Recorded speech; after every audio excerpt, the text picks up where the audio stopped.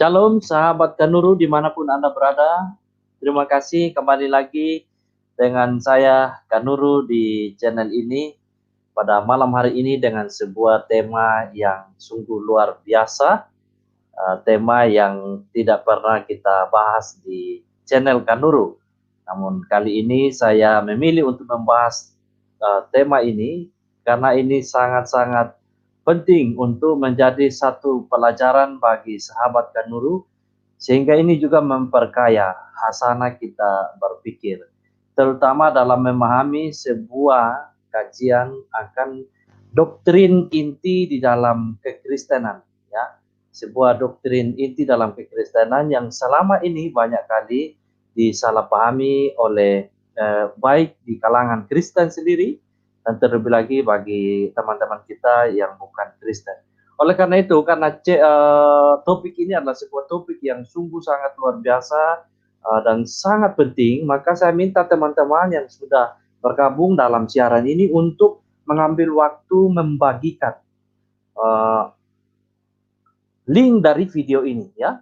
Jadi saya minta teman-teman waktu yang ada ini sebelum kita mulai untuk membagikan link video ini sebanyak-banyaknya di Facebook, di grup WhatsApp atau di berbagai akun media sosial teman-teman, sehingga siaran ini tidak hanya dinonton oleh beberapa orang tetapi ada banyak orang yang menyaksikannya.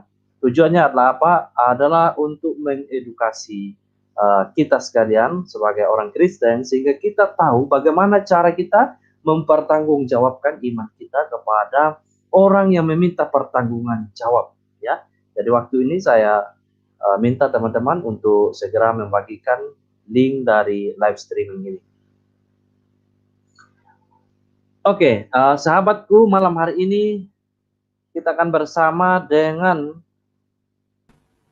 seorang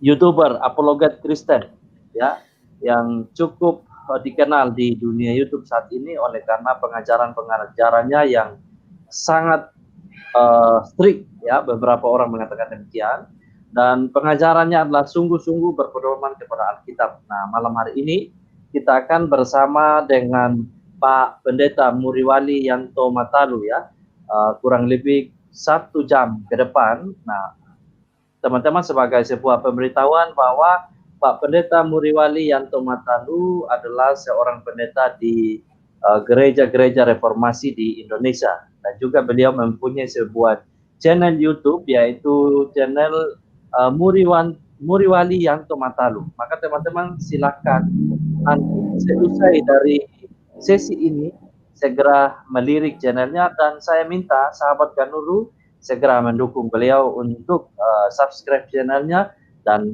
mari kita belajar banyak hal dari beliau. Nah, malam hari ini kita sambut saja Pak Pendeta Muriwali Yanto Matalu. Selamat malam, Pak. Selamat malam.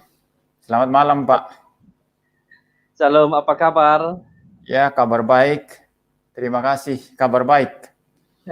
Ya, terima kasih banyak Pak untuk kesempatannya yang boleh menyediakan waktu untuk bersama kami di sesi malam hari ini di Kanuru. Dan saya yakin Bapak begitu sibuk, bahkan juga dalam membahas beberapa topik di channel Bapak sendiri, tapi masih berkenan menyediakan waktu untuk kita. Ya, baik Bapak, tanpa berpanjang kata, saya ingin kita memaksimalkan waktu yang ada, dan berkaitan dengan topik kita ini yaitu Sabellianisme, ya, sampai dari zaman Praxea sampai kepada zaman Pak Joshua Tewu, ya, yang mana mungkin beberapa teman-teman sudah mendengarkan pengajaran dari Pak Joshua Tewu tentang Jesus only, termasuk banyak juga yang mungkin belum mendengarkannya. Jadi kesempatan malam hari ini sepenuhnya saya serahkan kepada Bapak untuk mungkin memperkenalkan diri lebih dahulu secara lebih detail agar teman-teman Kanuru bisa mengenal, dan juga nanti langsung saja Bapak bisa membahas topik kita sebelum kita nanti masuk pada sesi diskusi bersama dengan teman-teman Kanuru. Ya, sepenuhnya saya serahkan kepada Bapak. Ya, terima kasih untuk waktunya, dan terima kasih juga untuk undangan dari Pak Kanuru. Ya, untuk menyampaikan materi. Ya, sesuai dengan topik malam hari ini kita akan membahas Sabellianisme ya. Dari Praxeas ya, Praxeas sampai kepada Pendeta Yosua Teuh hari ini yang memang lagi sedang dibicarakan oleh banyak pendeta karena ajarannya yang sifatnya itu modalisme atau Sabellian sebetulnya, yang di dalam era modern itu dibangkitkan kembali oleh gerakan Pentakosta, itu kelompok tertentu dalam gerakan Pentakosta, dan dikenal sebagai gerakan Jesus Only, seperti itu ya. Jadi saya kira saya mungkin hanya perkenalkan diri saya sedikit saja karena nama saya juga sudah disebut tadi ya. Jadi saya pendeta, biasa saya singkat nama saya MYM ya. Saudara bisa mengikuti tanya jawab bersama MYM ya, studi reform MYM ya, di Facebook ada grup tanya jawab Facebook ya. Saudara bisa lihat itu di Facebook, dan kalau mau belajar bersama-sama dengan saya silakan bergabung ya di dalam grup itu. Juga ada channel YouTube sebagaimana sudah dikatakan tadi. Saudara juga bisa melihat pengajaran-pengajaran saya di sana. Dan saya adalah pendeta ya, pendeta di gereja-gereja reformasi di Indonesia. Juga saat ini sedang menempuh riset PhD ya di Belanda ya. Saya sekolahnya di Belanda tapi risetnya part-time. Jadi riset part-time, kita bisa riset sambil pelayanan ya. Saya kira itu saja mungkin yang bisa saya sedikit bicarakan tentang diri saya. Jadi saya mulai sekarang. Sabellianisme itu apa sih sebetulnya ya? Sabellian itu adalah kepercayaan bahwa Allah itu satu pribadi ya, satu pribadi saja ya, dan menolak ajaran Tritunggal atau yang sifatnya Trinitarian. Maka ajaran Sabellian ini percaya Bapa itu adalah Yesus, ya. Yesus adalah Bapa, ya. Juga Yesus adalah Roh Kudus adalah Yesus, begitu. Jadi kalau kita percaya kepada Yesus, ya Yesus itulah Bapa dan sekaligus Yesus itulah Roh Kudus, begitu. Jadi kalau di dalam Perjanjian Lama itu kita kenal Allah Bapa, ya. Maka di dalam Perjanjian Baru, Bapa itu datang ke dalam dunia, menjadi manusia. Kita kenal Yesus sebagai Yesus Kristus ya. Dan ketika Tuhan Yesus Kristus itu kemudian selesai melaksanakan tugas-tugasnya, lalu naik ke surga, maka dia kembali lagi ya. Yesus yang sama kembali lagi dalam rupa Roh Kudus, begitu. Jadi sebetulnya hanya ada satu pribadi Allah dengan tiga peran yang berbeda. Peran sebagai Bapa, peran sebagai anak, dan peran sebagai Roh Kudus. Ya, peran sebagai anak atau Yesus ya, seperti itu. Tetapi saudara, dalam sejarah gereja, ajaran ini sudah dikutuk sebagai ajaran sesat. Mengapa disebut ajaran sesat? Karena melawan ajaran Alkitab. Alkitab dengan jelas membedakan antara Bapa, Anak, dan Roh Kudus ya. Makanya dalam baptisan pun ya, baptislah mereka dalam nama Bapa dan Anak dan Roh Kudus. Ya, seperti itu. Kalau dalam bahasa aslinya lebih jelas lagi ya. Artinya Bapa itu tertentu ya, kemudian Anak itu tertentu, Roh Kudus tertentu ya, dan ini sangat nyatakan dengan lebih jelas di dalam versi bahasa Inggris ya. Baptize them ya, on the name of the Father ya. Ada the Father di sana. Berarti Bapa itu tersendiri, tertentu, unik ya. And the Son ya sama, the Son atau anak itu unik. And the Holy Spirit ya. Artikel D di sana menunjukkan keunikan Bapa, Anak, dan Roh Kudus, sehingga Bapa, Anak, dan Roh Kudus tidak bisa disamakan begitu saja. Ya, jadi salah kalau kita berkata Bapa adalah Anak, Anak adalah Bapa, Anak adalah Roh Kudus adalah Anak. Salah, karena Alkitab sendiri menyatakan keunikan masing-masing antara Bapa, Anak, dan Roh Kudus. Dan ini sangat sinkron sekali dengan Injil Yohanes pasal 1 ayat 1. Pada mulanya adalah firman, firman itu bersama-sama dengan Allah, dan firman itu adalah Allah. Pada mulanya adalah firman. Firman itu bersama-sama dengan Allah. Jadi firman itu, logos itu bersama-sama dengan Allah. Nah, firman inilah anak itu yang kemudian kita kenal sebagai Tuhan Yesus Kristus. Jadi antara firman dan Allah sendiri dibedakan. Itu sebabnya dikatakan firman itu bersama-sama dengan Allah. Ya. Dan firman itu adalah Allah. Karena firmannya Tuhan Allah, ya, atau firmannya Allah Bapa, tidak mungkin lebih rendah daripada Allah Bapa. Pastilah setara. Maka firman itu juga adalah Allah. Ya, seperti itu ya.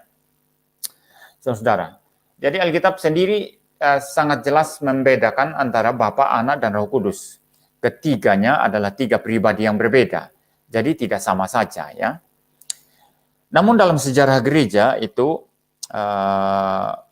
sudah ada pengajaran-pengajaran sesat, bahkan di abad mula-mula ya, ketika gereja baru berdiri. Ya. Sekitar abad kedua dan abad ketiga, ya, abad kedua berarti tahun tahun 100-an ya, 100-an ke atas gitu ya, sampai tahun 200-an kan begitu ya. Itu abad kedua namanya ya. Kalau abad pertama kan tahun 1 sampai tahun 100 kan, itu abad pertama. Jadi sekitar abad kedua dan ketiga itu muncul seorang yang namanya Praxeas ya. Saya tidak tahu membacanya Praxeas atau Praxeas ya. Ya, itu tulisannya itu Praxeas ya. Ya. Praxeas ya. Praxeas ya. Nah, Praxeas ini mengajarkan bahwa Allah itu hanya satu pribadi ya. Hanya ada satu pribadi Allah. Maka Bapa, Anak, dan Roh Kudus itu adalah satu pribadi yang sama. Ya, cuma rupanya, caranya dia menampakkan diri yang berbeda. Ya, begitu ya. Jadi Bapa, Anak itu dan Roh Kudus itu adalah sebetulnya penampakan dari Allah yang sama, yaitu satu pribadi Allah yang sama begitu. Jadi Bapa itu adalah Anak, Anak itu adalah Roh Kudus adalah Anak, Roh Kudus adalah Bapa begitu ya. Dan ajaran semacam ini dikenal sebagai ajaran monarki ya, ajaran modalisme monarki. Seperti itu. Lalu ajaran Praxeas ini sudah dilawan oleh Bapak Gereja yang namanya Tertullianus. Tertullianus berkata bahwa ada perbedaan yang jelas antara Bapa dan firman-Nya ya. Sebagaimana Injil Yohanes membedakan dengan jelas, firman itu bersama-sama dengan Allah ya. Jadi ada perbedaan yang jelas antara Bapa, Firman, dan Roh Kudus. Ya. Tidak sama saja begitu. Itu sebabnya Yesus berkata, ketika aku pergi, aku akan minta kepada Bapa, ya, meminta penghibur bagimu, ya, yang menyertai kamu selama-lamanya, begitu ya. Jadi aku akan mengutus Roh Kudus. Aku dan Bapa akan mengutus Roh Kudus. Berarti kalau Roh Kudus bisa diutus oleh Yesus, berarti Roh Kudus adalah satu pribadi yang lain. Dan bukan Yesus itu sendiri. Ya. Kalau Yesus itu sendiri, logikanya bagaimana? Ya. Yesus mengutus Yesus, begitu ya. Ini kan kacau ya, hanya orang gila yang mempunyai logika semacam ini. Semacam kalau Anda bertanya kepada saya, Pak Muriwali, nah ini contoh saja ya, anak Anda itu sudah mulai besar loh. Saya dengar-dengar sudah mau melamar anak orang ya. Nanti yang diutus untuk melamar siapa? Apakah Pak Muriwali sendiri yang datang melamar atau pakai utusan? Lalu saya bilang, saya memakai utusan. Saya nggak akan datang sendiri, saya memakai utusan. Lalu utusannya siapa Pak Muriwali? Ya saya sendiri. Jadi saya mengutus saya. Ya. Aku mengutus aku. Ya. I send me. Ya. Itu kalau dalam bahasa Inggris, saudara. I send me. Loh salah, saudara. Mengutus itu mesti I send you. Atau I send him. Ya. I send them. Ya, saya mengutus mereka. Saya mengutus dia. Saya mengutus engkau. Kan begitu.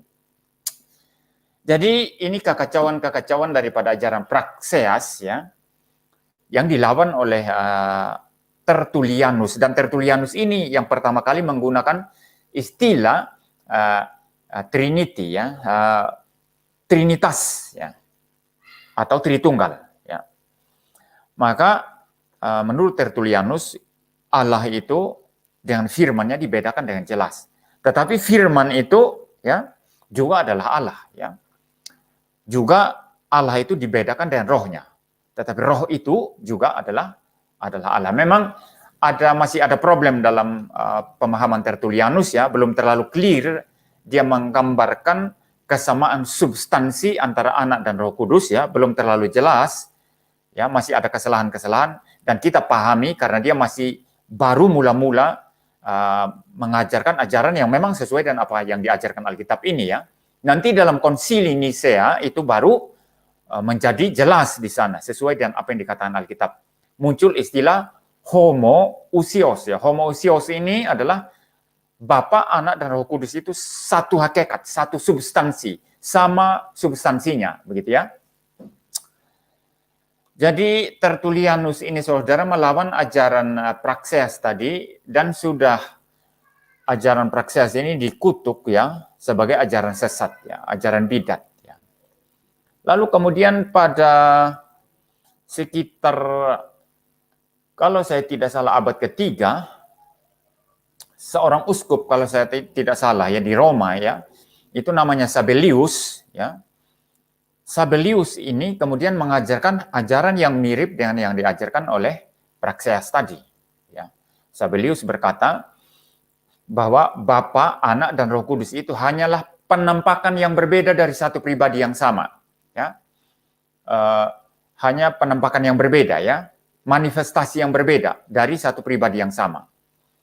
Ya, sama seperti saya satu pribadi, ya, saya bisa menampakkan diri sebagai Bapa. Kalau saya di rumah, saya adalah bapak bagi anak-anak saya. Ya. Kalau saya khotbah di gereja, saya menampakkan diri sebagai seorang pendeta ya di hadapan jemaat saya. Kalau saya menulis buku, ya, saya menampakkan diri sebagai seorang penulis, ya begitu ya. Kalau misalnya saya mengajar teologi, saya menampakkan diri sebagai pengajar, kan begitu. Jadi saudara, bagi Sabellius ini, istilah Bapa, Anak, dan Roh Kudus itu sebetulnya hanyalah satu manifestasi yang berbeda dari satu pribadi Allah yang sama. Jadi dengan demikian Bapa itu ya Yesus, Yesus itu ya Roh Kudus itu ya Bapa. Sama, cuman penampakannya saja yang beda. Dalam perjanjian lama kita kenal dia sebagai Bapa. Waktu dia datang ke dalam dunia kita kenal dia sebagai Yesus Kristus. Lalu kemudian setelah menyelesaikan pekerjaannya, dia datang kembali ya. Setelah Yesus menyelesaikan pekerjaannya lalu naik ke sorga, maka dia datang kembali menjadi Roh Kudus. Jadi satu pribadi Allah yang sama dengan tiga manifestasi yang berbeda. Nah, itu ajaran Sabellius, saudara. Dan oleh karena ajarannya itu menjadi lebih populer daripada ajaran Praxeas tadi, walaupun sebetulnya sama, substansi ajarannya sama ya. Maka ajaran semacam ini, walaupun sebetulnya Praxeas itu lebih dahulu mengemukakan ya, maka kita lebih mengenalnya sebagai ajaran Sabellius ya, karena memang Sabellius mengajarkannya dan lebih populer ya. Ajaran Sabellius ini dikenal sebagai ajaran monarki modalisme atau modalisme monarki ya, yang percaya tadi itu bahwa ada satu pribadi Allah dengan tiga penampakan atau tiga manifestasi ya, yang berbeda. Tapi sebetulnya itu satu pribadi Allah ya, yang sama seperti itu. Ajaran Sabellius ini juga kadang disebut sebagai patripasianism ya. Jadi artinya yang datang dan menderita di atas kayu salib itu adalah Bapa itu sendiri. Karena Yesus adalah Bapa begitu. Jadi yang mati di salib adalah Bapa. Nah, ajaran ini tentu saja sangat menyesatkan, saudara. Betul-betul menyesatkan karena jelas Alkitab membedakan antara Bapa dan Firman. Yang datang ke dalam dunia, Alkitab berkata itu Firman, bukan Bapa, saudara. Yohanes 1 ayat 14 berkata apa? Firman itu menjadi manusia. Loh, bukan Allah Bapa yang jadi manusia, tapi Firman, Logos itu yang menjadi manusia. Jadi ajaran Sabellius ini mengatakan Allah Bapa itu yang mati di atas kayu salib, dialah Yesus itu sudah kacau ya. Dia campur adukan antara Allah Bapa dengan logosnya atau sang anak begitu dicampur adukan. Padahal Alkitab tidak mencampur adukan. Yang mati di salib itu firman. Yang mati di salib itu Yesus Kristus sang logos. Bukan Allah Bapa, saudara. Bukan juga Allah Roh Kudus, ya. Jadi jelas ini adalah ajaran sesat, ya. Nah, sebelum saya lanjut, saya perlu memberitahu tesis utama ajaran semacam ini sebetulnya ingin mempertahankan kesatuan Allah, bahwa Allah itu hanya satu pribadi. Jadi mirip dengan pengajaran orang Islam tentang tauhid, ya. Mirip pengajaran tentang orang Yahudi, ya. Bahwa Allah itu hanya satu pribadi. Walaupun ada penelitian yang mengatakan sebetulnya orang Yahudi pun tidak mempercayai itu Allah satu pribadi dalam pengertian sebagaimana tauhid Islam, ya. Karena mereka mempunyai konsep tentang Mesias yang dijanjikan itu bersifat ilahi begitu, ya. Tetapi tidak terlalu menjadi jelas kalau saudara membaca kitab Perjanjian Lama, tidak terlalu jelas juga konsep bahwa orang Yahudi itu percaya kejamakan pribadi Allah, begitu, ya. Ya. Jadi sebetulnya Sabellianisme ini atau monarki modalisme ini mau mempertahankan kesatuan Allah. Ya, seperti itu. Tetapi ini salah, karena Alkitab jelas membicarakan Allah itu ada 3 pribadi berbeda. Bapa, Anak, Roh Kudus, 3 pribadi berbeda, tetapi berdiam dalam satu hakikat yang sama, identik. Ya, satu Allah yang sama secara substansi, tetapi 3 pribadi yang berbeda. Ya, seperti itu. Dan modalisme ini atau monarki modalisme atau Sabellian ini sebetulnya hanya rupa yang hanya satu rupa yang satu aliran sih, ya, dalam pengajaran mengenai bahwa Allah itu satu pribadi, di samping satu ajaran yang lain, ya, yang juga menekankan kesatuan pribadi Allah tetapi mengorbankan logos. Dikatakan logos atau Yesus itu lebih rendah daripada Allah Bapa.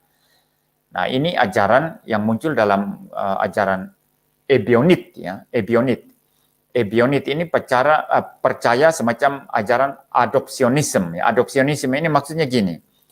Yesus itu waktu datang ke dalam dunia, dia bukan Allah, dia bukan Tuhan, tapi diangkat jadi Tuhan begitu.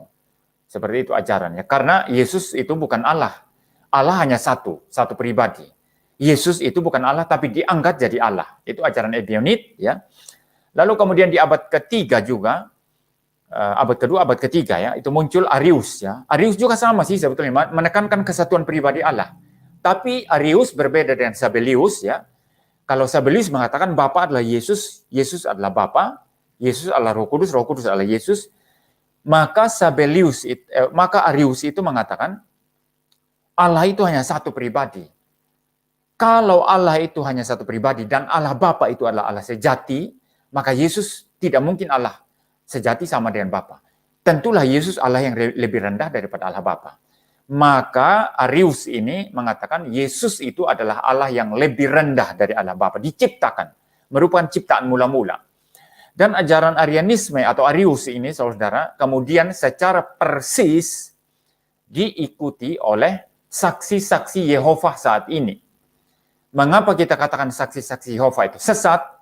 Karena mereka hanya percaya Allah itu satu pribadi saja, yaitu Allah Yehova, Allah Bapa, dan Yesus Kristus mereka percaya itu diciptakan oleh Allah Bapa, ciptaan mula-mula. Bahkan mereka berkata kalau saksi-saksi Yehova ini, Yesus Kristus itu adalah titisan daripada malaikat Mikail, begitu. Ciptaan Allah Bapa mula-mula. Maka dengan demikian, saksi Yehova menganggap Yesus itu Allah yang lebih rendah. Dan dengan demikian kekristenan yang konservatif, yang ortodoks, ya, yang percaya dengan apa yang diajarkan oleh bapak-bapak gereja dan juga konsili gereja dan di dalam sepanjang sejarah gereja yang mengajarkan bahwa Yesus itu adalah Allah sejati yang setara sehakikat dengan Allah Bapa, kemudian mencap saksi-saksi Yehova sebagai bidat, ya. Bidat yang sama dengan bidat Arianisme. Nah, saya singkat saja saudara, di dalam perkembangan kemudian kita kembali kepada ajaran Sabellius tadi, ya. Ya, saudara sudah tahu bedanya. Kalau Sabellius mengatakan bahwa Yesus adalah Bapa, Bapa adalah Yesus. Karena Allah itu hanya satu pribadi. Nah, kalau Arius itu beda lagi. Allah itu hanya satu pribadi, betul, sama. Sama dengan Sabellius, percaya Allah satu pribadi. Tetapi Yesus, kata Arius, itu Allah yang lebih rendah. Kalau kita katakan Yesus adalah Allah sejati, maka ada dua Allah di sini. Allah Bapa dan Yesus. Maka Arius bagi Arius itu sesuatu yang tidak masuk akal, yang tidak rasional. Maka jelas Yesus lebih rendah dari Allah Bapa. Dia adalah Allah yang diciptakan, begitu ya. Seperti itu. Nah, maka di era pada zaman reformasi, saudara, tahun 1500-an, ada seorang yang namanya Servetus. Servetus ini seorang Prancis, saudara, yang dikejar-kejar oleh gereja Roma Katolik karena mengajarkan bahwa doktrin Tritunggal itu salah. Ya, doktrin Tritunggal yang mengatakan bahwa Bapa, Anak, dan Roh Kudus itu berbeda pribadinya. Ada 3 pribadi yang berbeda, tapi hakikatnya satu, substansinya satu. Bapa adalah Allah, Yesus adalah Allah, Roh Kudus adalah Allah. Itu Trinitas ya, Tritunggal. Nah, bagi Servetus itu ajaran sesat katanya. Itu ajaran sesat. Menurut Servetus ya, Bapa dengan Logos itu satu, tidak bisa dipisah ya. Jadi di sini sebetulnya Servetus melawan Injil Yohanes yang membedakan dengan jelas antara Bapa dan Logos. Bapa dan Firman. Pada mulanya adalah Firman. Firman itu bersama-sama dengan Allah. Dibedakan di sana. Lalu Firman itu adalah Allah. Nah, Servetus berkata, Firman itu tidak bisa dipisah dari Bapa, hanya satu ya. Bapa dan Firman itu ya satu pribadi, gitu ya. Karena Firman tidak bisa dipisah dari Bapa. Lalu kemudian sesatnya lagi Servetus ini mengajarkan begini. Waktu Firman itu ya datang ke dalam dunia berinkarnasi, jadilah Yesus. Tetapi Yesus ini mempunyai awal, ya. Yesus ini bukan Allah katanya. Di sini dia membedakan sebetulnya kemanusiaan Yesus dengan Logos yang memang satu dengan Bapa, begitu ya. Yang merupakan satu dengan Bapa atau satu pribadi dengan Bapa, begitu. Jadi Yesus ini bukan Allah ya.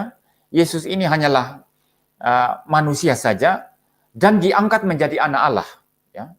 Maka dia tidak setuju kalau dikatakan Yesus adalah anak Allah yang kekal. Dia tidak mau itu, ya. Servetus ini ya. Dia mengatakan bahwa kalau kita katakan Yesus adalah anak Allah yang kekal, itu salah katanya. Lebih tepat kata dia, Yesus adalah anak dari Allah yang kekal. Nah, the Son of Eternal God, ya. Ya, the Son of Eternal God artinya anak dari Allah yang kekal. Kalau dikatakan bahwa Yesus itu adalah Allah anak, ya, atau anak Allah yang kekal, ya, maka itu salah menurut dia, ya. Jadi sebetulnya Servetus ini menekankan juga kesatuan daripada pribadi Allah.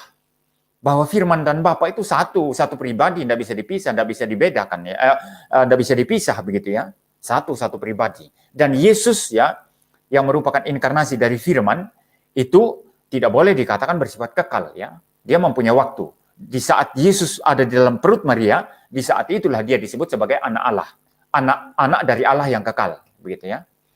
Tapi ini ajaran sesat, saudara. Ada bau Sabellian betul. Di dalam ajaran Servetus ada bau Sabellian, sekaligus juga ada bau Arianismenya, bau Arius di dalamnya, saudara.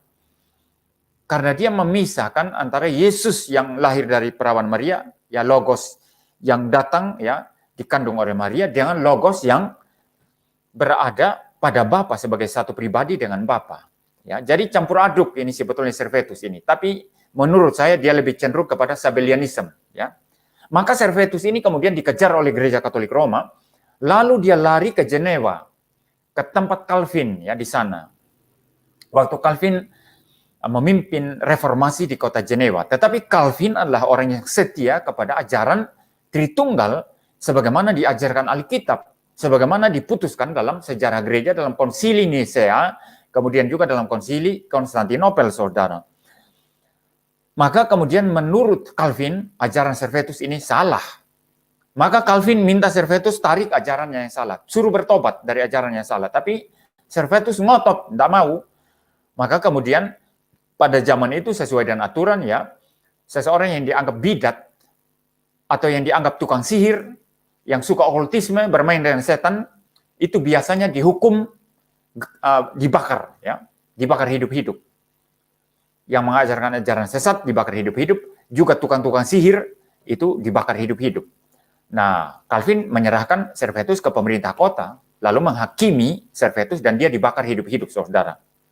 Ceritanya seperti itu, tapi kemudian orang-orang pakai ini untuk kemudian memfitnah Calvin ya. Oh, Calvin itu otoriter, Calvin itu menghukum Servetus, Calvin itu membakar Servetus, Calvin itu psikopat dan lain sebagainya. Ini adalah fitnahan yang kurang ajar ya, yang tidak memahami sejarah bagaimana Servetus itu mengajarkan ajaran sesat dan bagaimana dia berinteraksi dengan Calvin, bagaimana Calvin berharap Servetus untuk menarik ajarannya supaya dia bebas dari hukuman. Mereka tidak mau peduli itu. Yang taunya cuma mengutuk Calvin dan memfitnah Calvin, saudara. Dan ini dilakukan oleh golongannya Suhento Leo itu ya. Itu terus saja mereka memfitnah Calvin, ya seperti itu. Jadi Servetus ini sebetulnya, saudara, menurut saya memang dia lebih condong ke semacam Sabellian ya. Sebagai bentuk Sabellianisme, walaupun ada bedanya atau ada modifikasinya ya. Nah, dari Servetus kita langsung saja ke era sekarang ya. Era abad lalu, saudara, muncul gerakan Pentakosta, itu dimulai oleh Charles Fox Parham pada tahun 1901, lalu tahun 1906 itu juga oleh William J. Seymour ya. Kedua orang ini sebetulnya ada hubungan ya. Kalau Charles Fox Parham itu orang kulit putih, penganut Ku Klux Klan ya. Ku Klux Klan ya. Itu adalah perkumpulan orang kulit putih yang anti orang kulit hitam. Ya, pokoknya anti orang kulit berwarna. Itu adalah perkumpulan yang sifatnya rasis sebetulnya ya. Charles Fox Parham anggota itu ya, tapi dia punya murid kulit hitam namanya William J. Seymour ya. Mereka berdua lah tokoh Pentakosta itu ya. Tapi di antara kedua orang itu saya tidak menemukan kalau mereka menentang doktrin Tritunggal ya, baik Charles Fox Parham maupun William J. Seymour ya. Karena fokus mereka sebetulnya bagaimana manifestasi pekerjaan Roh Kudus ya. Karunia-karunia Roh Kudus itu betul terlihat di dalam perkumpulan, di dalam gereja, di dalam persekutuan, dan di dalam pelayanan, di dalam khotbah begitu ya. Jadi fokus mereka itu. Dan saya selama penelitian saya belum pernah melihat baik Charles Fox Parham maupun William J. Seymour itu melawan doktrin Tritunggal. Tetapi dalam kubu Pentakosta ini sejak dimulai Parham dan Seymour, ya, yang kulit hitam itu ya saudara, ya Seymour kulit hitam, Parham kulit putih ya. Kemudian mereka berpisah. Salah satunya juga karena Parham itu agak rasis orangnya ya, seperti itu. Jadi sekelompok tertentu di dalam gerakan Pentakosta itu kemudian memunculkan satu gerakan yang disebut Jesus Only Movement.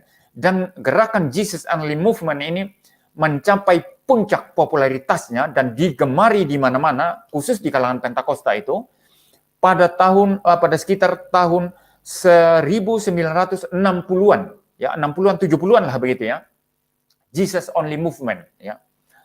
Muncul di dalam kalangan Pentakosta. Maka kita tidak boleh mengasosiasikan gerakan Pentakosta itu sendiri dengan denominasi Pentakosta yang ada saat ini dengan gerakan Jesus Only Movement. Walaupun Jesus Only Movement ini muncul dalam gerakan Pentakosta, tetapi dia hanyalah sekelompok di dalam gerakan Pentakosta.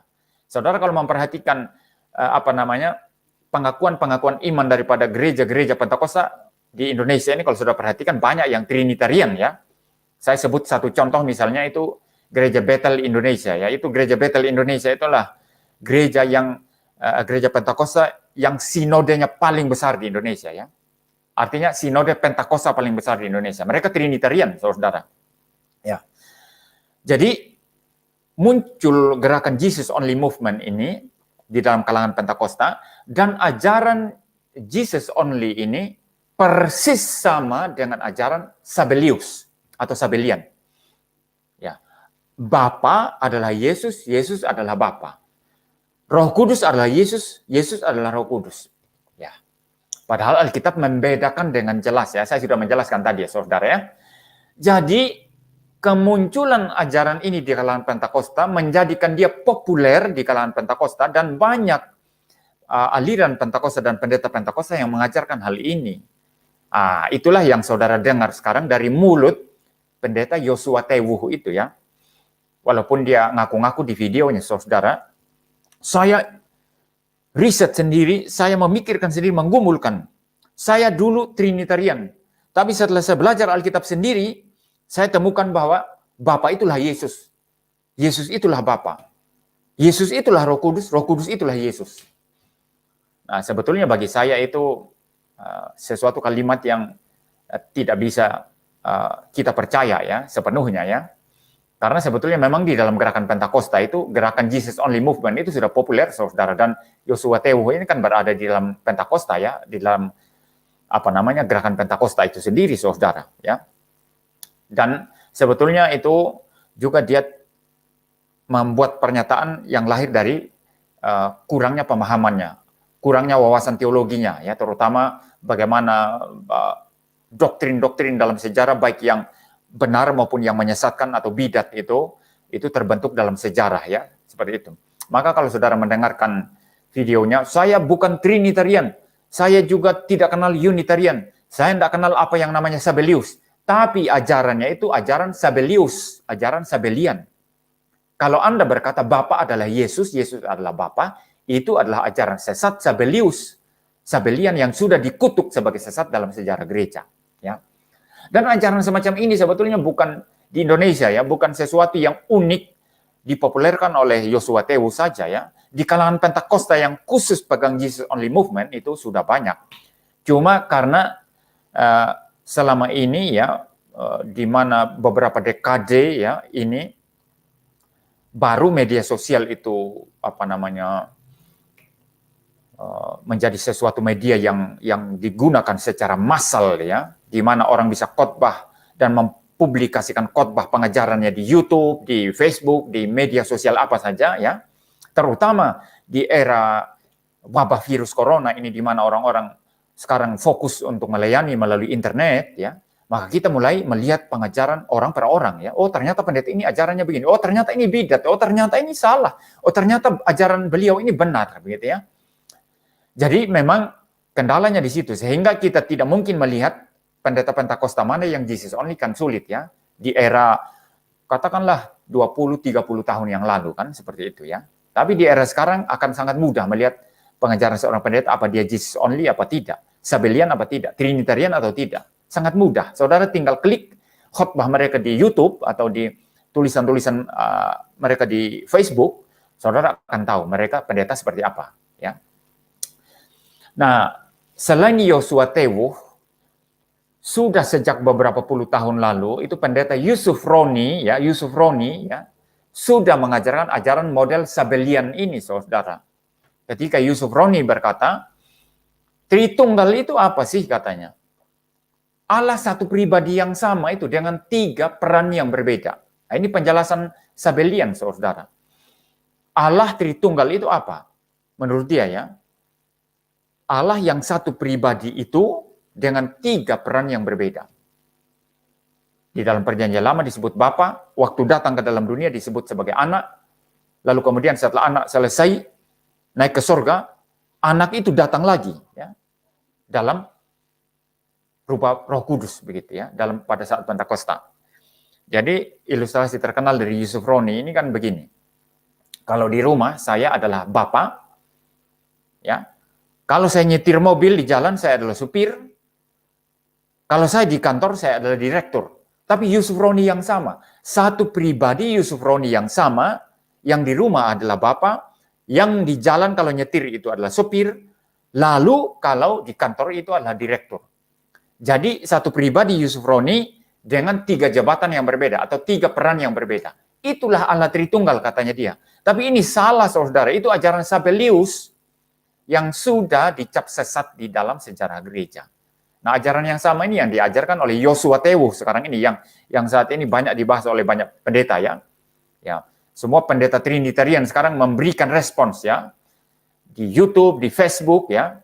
Dan dalam sekejap saja Yosua Tewu sekarang dikenal sebagai pendeta yang mengajarkan bidat Sabellian, saudara. Ya. Ya, seperti itu ya. Jadi, saudara, saya kira ini penjelasan saya, ya, mungkin saya perlu sedikit memberi informasi lagi. Bidat Sabellian pendeta-pendeta saat ini yang bermain di YouTube yang juga mengajarkan ajaran bidat Sabellian ini adalah seperti pendeta Henry Tan, saudara. Saudara bisa lihat video-videonya di YouTube. Dia jelas mengatakan Allah itu satu, ya. Bapa adalah Yesus, Yesus adalah Bapa, begitu ya. Sama saja, Roh Kudus adalah Bapa, begitu ya. Itu Henry Tan. Lalu kedua itu Paul Zhang, ya. Paul Zhang, ya, yang mengatakan Yesus adalah Bapa, Bapa adalah Yesus, begitu. Jadi saya kira seperti itu, saudara. Bahkan ini ya, mungkin saya tambah lagi sedikit. Itu pendeta yang sekarang ini YouTube-nya populer karena mengundang murtadin, ya. Itu namanya pendeta Yusuf Manubulu, ya. Yang sering-sering live di YouTube sekarang. Itu pendeta Yusuf Manubulu juga saya dengar sendiri dalam satu video YouTube-nya, dia berkata bahwa Yesus adalah Bapa, Bapa adalah Yesus. Nah, orang bertanya, kalau begitu mengapa Yesus berdoa? Nah, Yusuf Manubulu ini berkata, Yesus berdoa bukan sungguh-sungguh berdoa kepada Bapa, bukan, karena Bapa adalah dirinya sendiri. Waktu Yesus berdoa, dia hanya memberikan teladan kepada kita untuk berdoa. Nah, ini ajaran yang kacau, saudara. Yesus sungguh-sungguh berdoa ketika dia berdoa. Bukan pura-pura berdoa, saudara. Masakan Yesus pura-pura berdoa hanya karena mau memberi teladan. Yesus berdosa dong kalau pura-pura. Ya, Yesus disintegritas kalau pura-pura berdoa, saudara. Yesus betul-betul berinteraksi dan pribadi pertama Tritunggal Allah Bapa. Waktu dia berdoa Bapa, ya. Ya, di dalam Injil Yohanes pasal 17. Di ayat kelima dia berkata, Bapa permuliakanlah aku dengan kemuliaan yang kumiliki di hadiratmu sebelum dunia ada. Ya. Yesus sungguh-sungguh berdoa di sana. Jadi Yusuf Manubulu salah di situ, saudara. Maka pendeta Yusuf Manubulu ini sebetulnya juga mengajarkan ajaran Sabellian, ya, yang sudah dicap sesat di dalam sejarah gereja.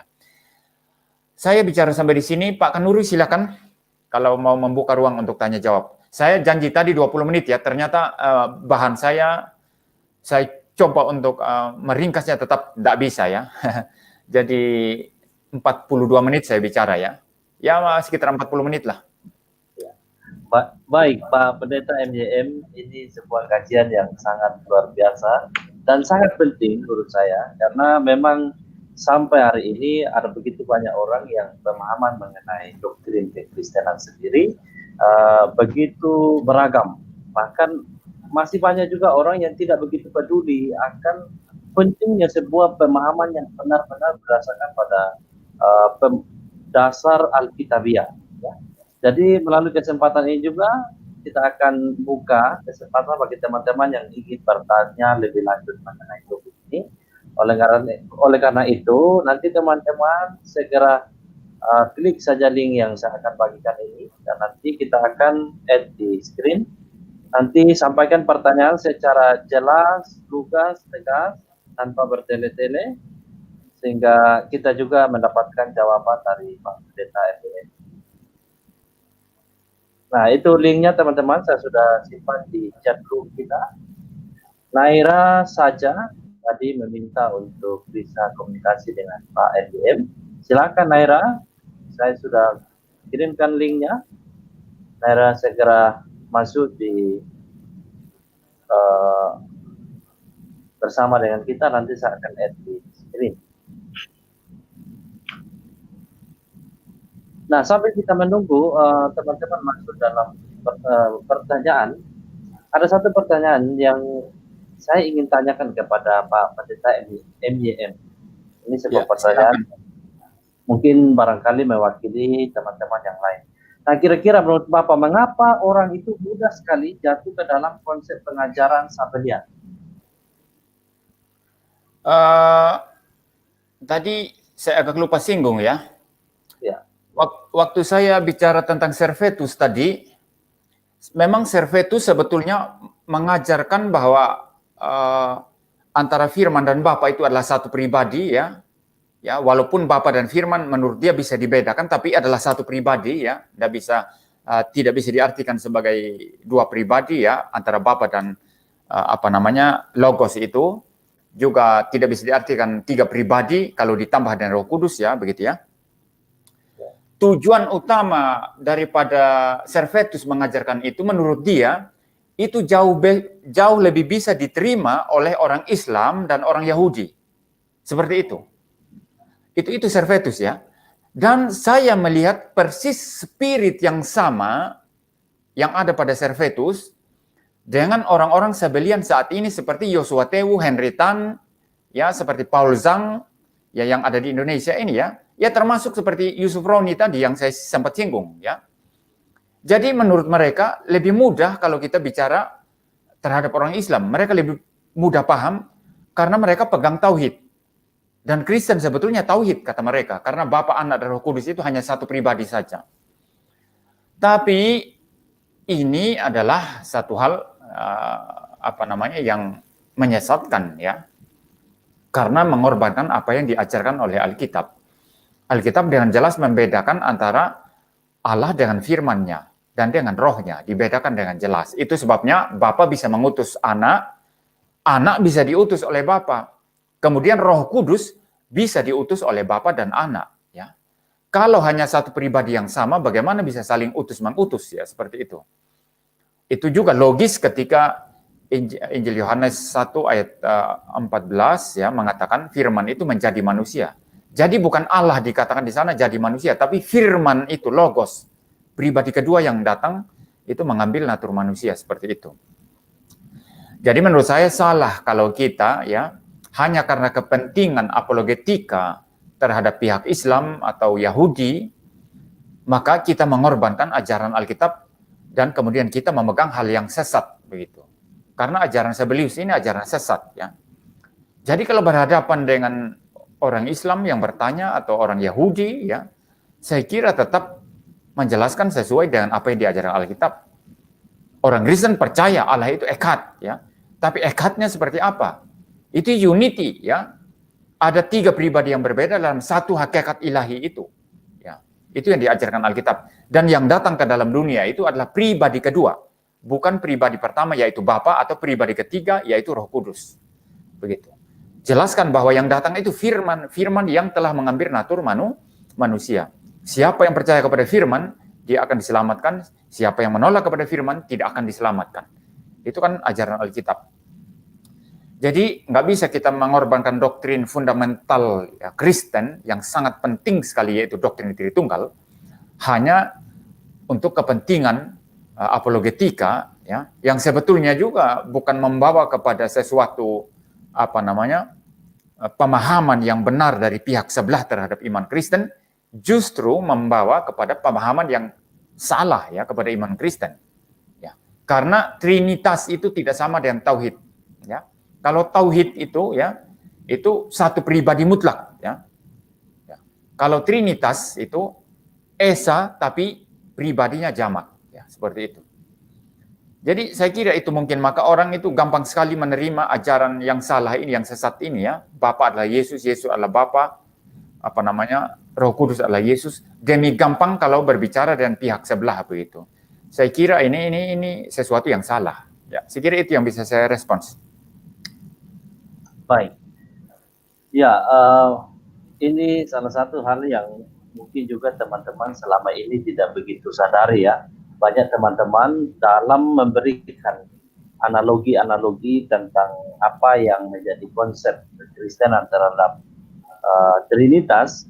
Acap kali juga saya menemukan di kolom komentar misalnya ada yang berkata bahwa oh Bapak itu seperti seorang kepala desa, di kantor dia seorang kepala desa, di rumah dia sebagai ayah, dan di komunitas yang lain dia punya profesi yang berbeda. Nah, teman-teman Kristen banyak terjebak dengan hal ini, maka menurut saya apa yang disampaikan oleh Pak Pendeta MDM ini sebuah kajian yang sangat penting kita pahami, terutama dalam hal kita memberitakan Injil ini bukan hanya kita menang-menangan atau menang jumlah, ya. Bukan hanya itu. Ada yang berkata, oh ini kita fokus untuk penginjilan. Tapi kalau kita menginjili dengan sebuah pesan yang salah, sebuah dasar yang keliru, tidak akhidafiah, maka sebenarnya kita sedang menyesatkan banyak orang. Nah ini Pak, pertanyaan yang juga saya mungkin mau tanyakan kepada Bapak. Dalam Yohanes 10 ayat 30, Ya. di saat Tuhan Yesus berkata dalam Yohanes 10 ayat 30, Tuhan Ya. Yesus berkata, aku dan Bapa adalah satu. Nah, barangkali ayat ini juga banyak orang yang menyalahpahami. Kira-kira Bapak bisa menjelaskan apakah ayat ini menunjukkan atau membenarkan pandangan dari teman-teman kita yang memahami bahwa Yesus itu adalah Bapa, ya Bapa itu adalah Yesus. Ya, mengambil ayat ini sebagai pembenaran atas ajaran Sabellius atau Sabellian, ya, atau ajaran Jesus only, itu adalah memfitnah Alkitab, ya. Itu fitnah terhadap Alkitab dan sebetulnya merampok keberadaan firman Allah ini dari konteksnya, seperti itu. Nah, inilah yang diajarkan oleh pendeta-pendeta tidak bertanggung jawab. Comot satu ayat, lalu ditafsir, lalu cocok-cocok logi, kan begitu ya. Dicocok-cocokkan dan pikirannya begitu. Tapi tidak membaca Alkitab itu secara utuh, ya. Kalau kita membaca dari ayat misalnya 28 ya dan 29, jelas dikatakan di sana ya. Saya baca ya. Ya. Dan aku, ini aku di sini Yesus ya. Yesus yang berkata ya. Dan aku Yesus ya memberikan hidup yang kekal kepada mereka, dan mereka pasti tidak akan binasa sampai selama-lamanya, dan seorang pun tidak akan merebut mereka dari tanganku. Ya. Jadi dikatakan dan jelas di sana, mereka tidak akan bisa merebut dari tangan Yesus, ya. Ya. Jelas ya, ini bicara tentang Yesus. Aku memberikan hidup yang kekal kepada mereka, dan mereka tidak akan binasa sampai selama-lamanya. Seorang pun tidak akan bisa merebut dari tanganku, kata Tuhan Yesus. Nah, ayat 29 berbicara tentang Bapa, bukan Yesus, ya. Bapakku, nah perhatikan istilah Bapakku, ya. Sekarang gini ya, kalau saya berkata ya, Bapakku adalah seorang guru, ya by the way, memang papa saya dulu adalah seorang guru, sekarang dia sudah almarhum, ya, memang seorang guru ya. Jadi kalau saya berkata, Bapakku, ya, Bapakku adalah seorang guru. Logis tidak kalau saya bilang Bapakku, ya, Bapakku atau Papaku. Logis tidak kalau Bapak itu adalah saya sendiri. Orang gila yang punya pemahaman seperti itu, ya. Orang gila, saudara. Dan banyak orang Kristen ikut gila dengan pendeta-pendeta gila ini, ya, yang tidak baca Alkitab dengan sungguh-sungguh. Jelas di sana dikatakan Bapakku. Berarti Bapa Yesus. Berbeda dengan Yesus, begitu ya. Saya baca ya lanjutannya ya. Bapakku yang memberikan mereka kepadaku, perhatikan, menjadi tambah jelas lagi. Ada Bapakku, dan Bapakku ini memberikan mereka kepadaku. Siapa itu? Yaitu domba-domba tadi, karena Yohanes pasal 10 ini berbicara tentang domba-domba, ya. Domba-domba Allah, domba-domba Yesus Kristus, ya. Jadi Bapakku yang memberikan domba-domba itu kepadaku, kata Tuhan Yesus, ya, lebih besar daripada siapapun, dan seorang pun tidak dapat merebut mereka dari tangan Bapa. Kalau di ayat 28 Yesus berkata, tidak seorang pun merebut mereka dari tanganku, maka di ayat 29 Yesus berkata, seorang pun tidak merebut mereka dari tangan Bapa. Ku dan Bapa pribadi yang berbeda dong. Masa kita katakan ku adalah Yesus, Bapa juga adalah Yesus. Ini tafsiran gila yang ngaco sekali ya. Maka ini loh ya, Yosua Tewu itu kan ngumpet ya. Pendeta Yosua Tewu ini bagi saya ngumpet ya. Saya tantang dia debat ya. Itu pertanyaan Pak Esra Soru, 7 pertanyaan belum dijawab sama dia ya. Itu respons dari Dr. Deki ya. Itu belum dijawab juga sama dia ya. Makanya kalau berani debat ya, kita debatkan ayat ini ya. Kalau saya tidak membongkar inkonsistensinya, kontradiksi di dalam pikirannya. Setelah ayat 28 dan 29 baru muncul di sana ayat 30. Aku dan Bapa adalah satu. Perhatikan. Kalau ayat itu sendiri diperhatikan sungguh-sungguh, bahkan tidak mendukung pemahaman Yosua Tewu. Bahkan tidak mendukung pemahaman Sabellianisme. Aku dan Bapa adalah satu. Di situ jelas ada aku, ada Bapa. Aku dan. Berarti 2 hal yang berbeda dong. Aku hal yang lain, dan Bapa itu hal yang lainnya lagi, saudara. Jadi aku, Yesus, dan Bapa, pribadi yang berbeda. adalah satu. Loh, boleh dong, Bapa dan Yesus adalah satu, kenapa tidak boleh? Ya, satu hakikat Allah, boleh kan? Ilustrasi sederhana misalnya ya, ini adalah ballpoint dan kacamata. Ini dua hal yang berbeda ya. Ini ballpoint, ini kacamata. Ballpoint dan kacamata adalah satu di tangan saya. Betul tidak? Betul. Memang ini dua hal berbeda, tapi adalah satu di tangan saya. Ya. Ini ballpoint dan kacamata adalah satu di tangan saya. Jadi kalau Yesus berkata, aku dan Bapa, dibedakan dengan jelas antara aku dan Bapa di situ. Yesus dan Bapa adalah satu. Mengapa Yesus berkata adalah satu? Karena memang substansi ilahinya satu. Allah Bapa adalah Allah sepenuhnya, Yesus juga adalah Allah sepenuhnya. Karena tidak mungkin logos Allah itu, ya, firman Allah itu lebih rendah dari Bapa atau lebih tinggi dari Bapa. Maka Yohanes 1 ayat 1 mengatakan, firman itu juga adalah Allah. Ya. Pada mulanya adalah firman, firman itu bersama-sama dengan Allah, dibedakan dengan jelas, tetapi firman itu juga adalah Allah. Alkitab ini terlalu rasional, terlalu logis, menjelaskan tentang keberadaan Bapa, Anak, dan Roh Kudus. Ya. Tapi pendeta-pendeta yang tidak belajar, yang cocok logi ini, yang comot-comot Alkitab, baca Alkitab tidak tuntas, ya, bahkan pahami satu ayat 30 saja ini tadi juga salah, ya. Jelas ada pembedaan di sana Bapa dan aku, ya, aku dan Bapa. Itu pun tidak paham kan begitu ya, maka jatuhlah ke dalam kesalahan dan kesesatan begitu ya. Jadi saya kira itu respon saya ya. Kelihatan tadi ada yang mau masuk ya. Ya, nampaknya tadi ada yang mau masuk, tapi Pak DB sudah kembali ini tidak lagi kembali dengan kita di siaran ini. Ya, terima kasih untuk penjelasan Bapak tadi. Saya rasa ini sebuah penjelasan yang cukup jelas, lugas, tegas. Ini ada Adiso Lagu. Oke, kita. Halo Pak Adiso Lahagu. Halo, selamat malam. Halo, selamat malam Pak. Selamat malam Pak Pendeta. Apa kabar? Ya. Selamat malam. Selamat malam. Iya, sangat jelas sekali tadi ya Pak Pendeta. Tuh saya lupa nama sih. Minta maaf Pak. Pak Pendeta Pak Muriwali. Saya sebenarnya juga mengikuti Pak Muriwali karena beberapa kali debat dengan Nandar dan juga mengajak debat-debat yang lain. Halo.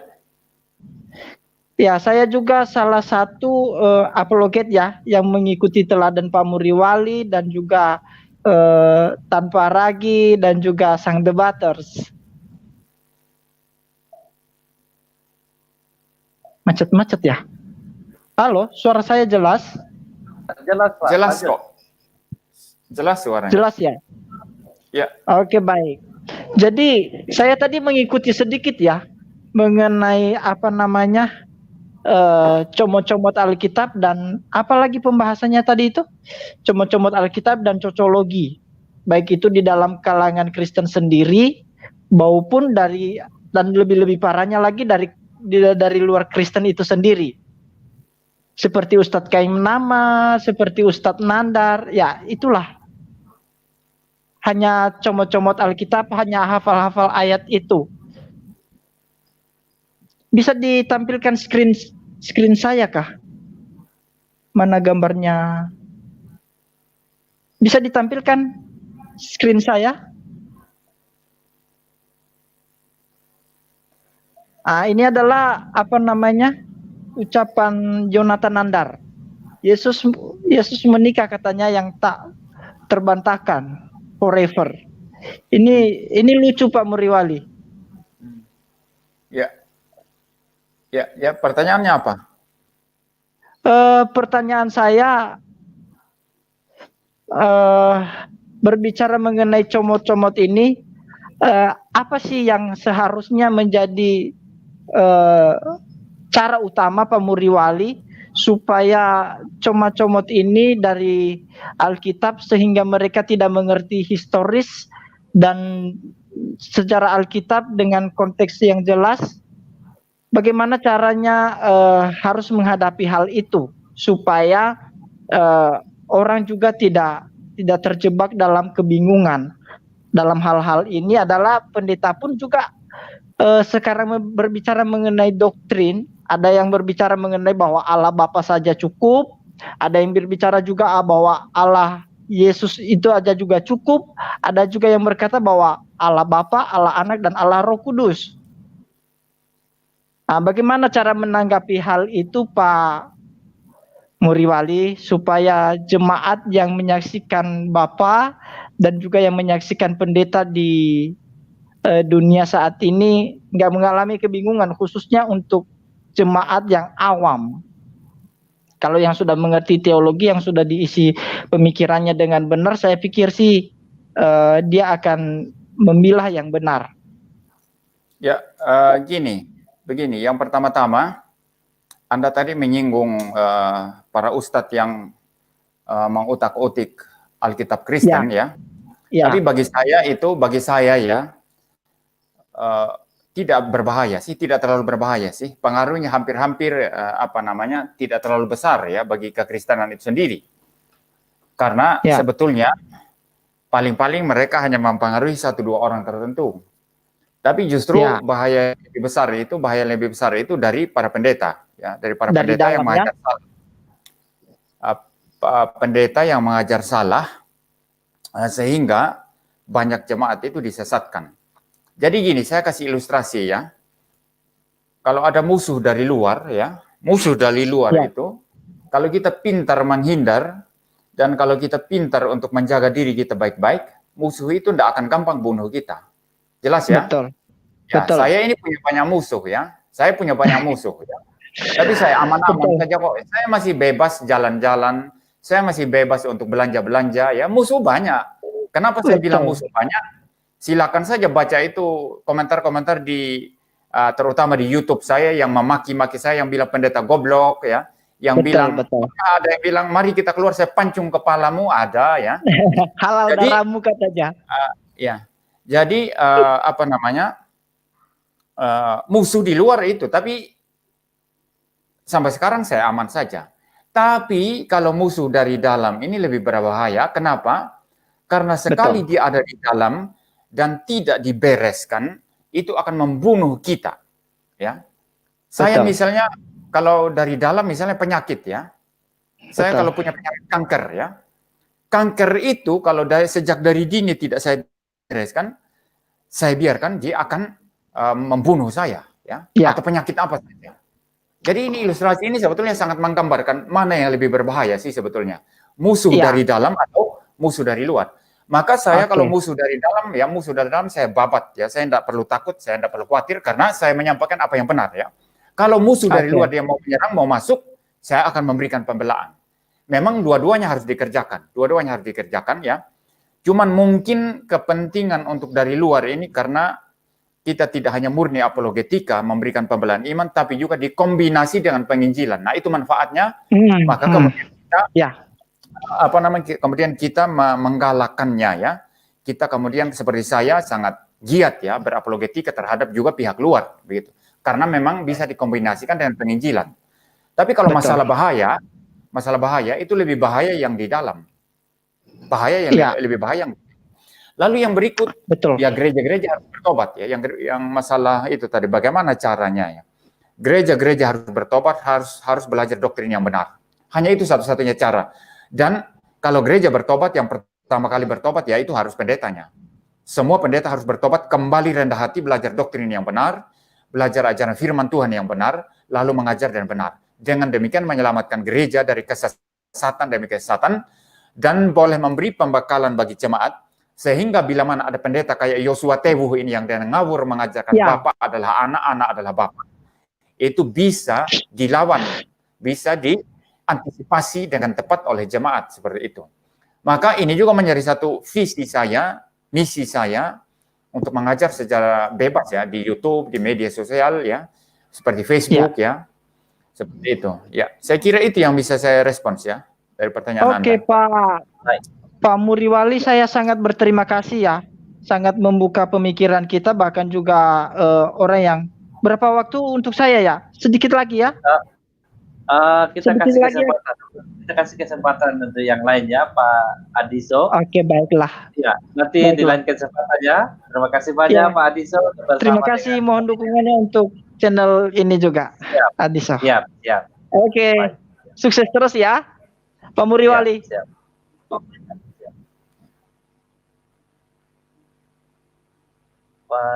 Pak Yohan. Shalom Pak Yohan. Shalom Pak Yohan. Halo, selamat malam. Selamat Shalom. malam Pak Yohan. Shalom Pak Muriwali dan Pak Kanuru ya. Saya juga sedikit banyak juga sering mengikuti videonya Pak Muriwali ya. Ya, saya pun juga dari komunitas Tritunggal, Pak. Iya, Ya, Pak. sebetulnya Iya, Pak. saya melihat pendeta Yosua itu, ya memang itu hak dia sih. Dia mau percaya Tritunggal kayak mau percaya Yesus only kayak, ya itu haknya dia. Tapi itu yang saya sangat sesalkan itu ada satu videonya dia itu yang menyepelekan bapak-bapak gereja. Bapak-bapak gereja itu bahaya banget tuh Pak orang itu. Jadi Oke. dia menganggap ya saya ambil istilahnya itu menyepelekan bapak-bapak gereja. Ini sangat berbahaya itu orang itu memang. Jadi maunya memakai pola pikirnya sendiri aja. Ya yang saya memang agak sedikit ini ya, agak sedikit khawatir gitu ya. Itu orang-orang yang nggak ngerti itu kayak didoktrin gitu loh. Kayak didoktrin dengan pola pikirnya dia yang bukan berasal dari ajaran gereja yang sesungguhnya gitu ya. Itu bahaya gitu loh. Ya saya juga cukup salut sama Pak Muriwali yang mengcounter juga pemahaman dari Pak Yosua Teu itu. Terus yang kedua juga kalau saya lihat modelnya, stylenya Pak Pendeta Yosua itu kalau dia benar-benar punya titel yang Pak Muriwali ragukan, pasti dia pasti akan menunjukkan ini loh, aku asli ini loh punya, jangan dianggap nggak punya gini. Kalau lihat style orangnya itu ya, kalau lihat style orangnya itu pasti dia akan counter Pak, akan counter Pak Muriwali pasti. Ini saya punya nih buktinya, kenapa saya tidak kok diragukan nih pasti. Tapi dia dengan cara berkelit-kelit dia nggak mau gini, nggak mau gini, nggak mau gitu, nggak mau ngeladeni. Bullshit itu. Saya semakin ragu itu benar-benar palsu itu bisa-bisa itu. Titelnya yang Pak Muriwali ngomong itu. Iya, itu bahaya itu orang itu tuh Pak. Oke Pak, gitu aja. Terima kasih untuk kesempatannya. Ya semoga Pak Muriwali nggak bosan-bosan mengkonter dari ajaran-ajaran yang nggak benar gitu loh. Itu kasihan orang lainnya gitu loh yang menjadi tersesat gitu. Iya, makasih Pak. Terima kasih Pak Yohan. Iya, makasih. Shalom Pak Andaryono. Halo, selamat malam Pak. Selamat malam Muriwali Pak. dan Pak Kanuru. Pak, saya boleh usulkan Pak Muriwali. Ya. Halo. Ya. Pak, kemana Bapak menjadi salah satu pembicara di grup yang Zoom Angelion atau ada? Itu grupnya ada banyak pengikut baik dari Swedia, pokoknya banyak pengikutnya Yosua Teu lah, grup-grupnya Paul Sang begitu lebih. Menjadi salah satu pembicara di situ supaya Bapak bisa menjelaskan tentang Allah Tritunggal di sana begitu loh. Karena mereka memang ada banyak sekali grup-grupnya ya, ada yang Katolik, ada yang dari Swedia, ada yang dari Amerika begitu. Saya usulkan seperti karena memang semakin hari itu semakin banyak para pengikut Yesus only begitu. Iya. Ya, itu saja saya usulan saya sih. Kalau mau Bapak mau nanti saya usulkan untuk menjadi pembicara salah satu grup namanya itu Zoom Angelion. Jadi itu sarangnya pengajaran Sabellian. Tapi mereka tidak mau dibilang Sabellian, mereka biasanya disebut dengan apa namanya, Oneness Pentecostal, mereka begitu. Iya, iya sama itu Pak. Sebetulnya sama Pak. Sabellian Oneness Pentecostal. Saya usul begitu Bapak mau. Padahal dia sering mengundang misalnya Rita Wahyu dan juga mengundang Saifuddin Ibrahim, karena menurut mereka Saifuddin Ibrahim pun juga sekarang juga sudah Oneness Pentecostal. Ya.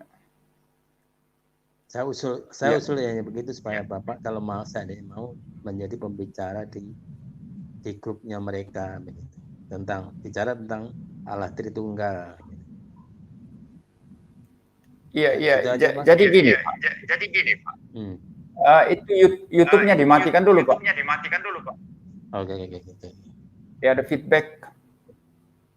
Ya. Jadi gini. Mikrofonnya aja Pak dimatikan. Oke. Ya. Udah. Ya. Ada feedback. Iya. Halo? Jadi kalau grup itu grupnya Sabellian, orang Sabellian, saya itu nggak ada artinya apa-apa Pak, nggak ada artinya apa-apa. Kecuali mereka minta saya presentasi. Setelah itu YouTube-nya Pak, YouTube-nya mestinya dimatikan dulu itu. Tuh suaranya masuk ya. Jadi kalau saya pun masuk ke sana ya, kalau hanya presentasi saja, lalu kemudian tanya jawab, baguslah begitu ya. Tapi sebetulnya ya, sekalian buka ruang debat saja. Seperti itu lebih bagus. Buka ruang penyelenggara harus netral, bukan mereka. Seperti itu. Itu usulan saya. Ya. Dengan mereka, saya hubungi dengan mereka untuk Pak Moriwali menjadi pembicara mereka untuk sebagai yang tuan rumah bukan mereka begitu ya. Tuan rumahnya Pak Moriwali begitu. Iya. Sebagai hostnya. Bisa. Jadi gini, itu YouTube-nya Pak, YouTube-nya dimatikan dulu. Oh, sudah saya matikan. Oke, sudah saya matikan. Ya. Jadi bisa. Itu masih ada feedback ya. Jadi gini. Bisa nanti.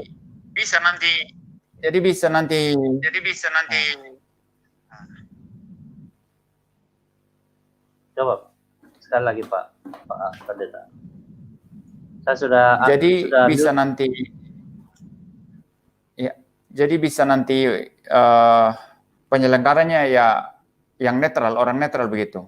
Atau bisa mereka selenggarakan satu kali, saya satu kali, lalu kali kedua mereka bisa juga begitu Pak. Ya, saya kira begitu Pak ya.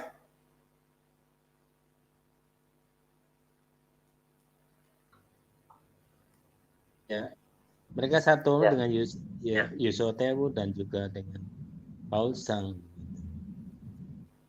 Baik. Tapi juga ada baik, Pak dari Katolik. Makasih waktunya. Terima kasih Pak, Tuhan berkati ya. Oke.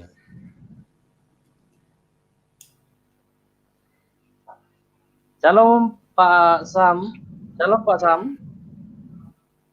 Shalom Pak Kanuru, Pak Pendeta MYM. Iya. Ya. Jadi gini Pak, saya juga mendengar juga, jadi kurang lebih begini yang menurut mereka, otoritas penuh sudah diberikan kepada Yesus Kristus, yaitu Yesus Kristus yang sudah ada di surga. Ya, Yesus Kristus yang sudah bersama-sama kembali dengan Bapa. Jadi dengan hanya Yesus Kristus sudah pun meliputi penghormatan atau penyembahannya kepada Bapa juga. Jadi kurang lebih seperti itu yang saya coba tangkap. Tapi pengajaran-pengajaran seperti itu memang sangat mudah diterima oleh jemaat yang awam. Dalam arti awam itu yang sangat awam. Jadi yang tidak mau berpikir terlalu rumit. Dan itu sangat banyak jemaat seperti itu, ya sangat banyak yang tidak mau terlalu berpikir rumit. Pokoknya hanya Yesus, karena dia pengajarannya bahwa otoritas sudah ada di tangan Yesus penuh sebagai putra Allah, sebagai firman Allah. Jadi lewat Yesus pun sudah pasti ke Bapa. Tapi akan berbeda dengan Pak Pendeta Henry Tan itu yang mengatakan Bapa itu sekarang ini, dalam arti Yesus yang sudah ada di surga itu adalah Bapa yang dulunya adalah sebuah majas, perumpamaan aja. Cara Yesus mengajarkan kepada umat Bapa sebagai majas. Jadi ada dua, ada yang tadi saya bilang bahwa Yesus sudah mendapat otoritas, ada lagi Henry Tan yang mengatakan Bapa hanyalah sebuah majas, bagaimana cara Yesus mengajar kepada zamannya gitu. Saya rasa itu sih memang harus cara-cara pengajaran seperti itu memang sangat mudah diterima oleh jemaat awam gitu sih Pak. Saya rasa itu Pak yang bisa saya coba sampaikan untuk lebih kita lebih kita bagaimana cara menyampaikan pengajaran yang benar tapi dengan juga dapat diterima secara umat awam tapi benar gitu. Tidak seperti yang itu yang terlalu jadi istilahnya kalau itu main shortcut aja, mengambil jalan pintas saja gitu, tidak jalan pintas. Step by stepnya ada tetapi dapat diterima, dapat dengan mudah diterima. Saya rasa itu Pak. Ya, Jadi kasih, Pak. Jadi gini, jelas kalau ajaran yang mengatakan Bapa adalah Yesus, Yesus adalah Bapa itu jelas ajaran sesat ya, ajaran sesat. Kalau tadi dikatakan bahwa Yesus sudah menerima otoritas dari Bapa, maka yang penting saya percaya Yesus ya sudah selesai begitu. Ini sebetulnya enggak masalah, itu kan konsep Trinitarian sih sebetulnya. Kan ada pembedaan yang jelas antara Bapa dan Yesus begitu. Jadi kalau ada jemaat ya yang percaya bahwa Allah Bapa itu memerintah melalui Tuhan Yesus Kristus, segala otoritas sudah diberikan kepada Tuhan Yesus Kristus di langit dan di bumi, itu kan memang sesuai dengan apa yang diajarkan Alkitab. Yesus Kristus dalam konteks dia sebagai Mesias yang sudah menyelesaikan tugas-tugasnya, sebelum naik ke sorga dia berkata kepada para murid, kepadaku segala kuasa di sorga dan di bumi ya, diberikan begitu ya. Jadi Yesus memiliki segala kuasa dalam konteks dia sebagai Mesias yang sudah tuntas menyelesaikan pekerjaannya sih sebetulnya. Nah, kalau berbicara dari aspek keilahian Yesus sebagai logos Allah yang kekal, yang setara dengan Bapa, maka sebetulnya dari selama-lamanya sampai selama-lamanya secara kekal, Yesus ya pemilik segala sesuatu. Jadi, pemilik segala sesuatu ini kan Tritunggal. Bapa, Firman, dan Roh, begitu ya, tidak bisa dipisah ya. Jadi, dalam konteks mesianik, Yesus kemudian mengklaim kepadaku telah diberikan kuasa di sorga dan di bumi, ya seperti itu. Bukan berarti sebelum Yesus datang ke dalam dunia, kuasa belum diberikan kepada dia. Itu salah ya. Jelas Yesus berkuasa dari kekal sampai kekal sebagai firman Allah yang kekal. Seperti itu. Nah, kalau orang Kristen awam melihat Yesus sebagai Tuhan dan Juru Selamatnya, dan dia percaya, kalau saya melihat Yesus, saya sudah melihat Allah Bapa. Ya, begitu ya. Tidak masalah saya kira. Tidak masalah. Yang penting kan dia membedakan dengan jelas bahwa Yesus itu bukan Bapa. Ya, Bapa bukan Yesus begitu. Jadi aku tahunya ya percaya Tuhan Yesus ya. Percaya Tuhan Yesus. Karena Allah Bapa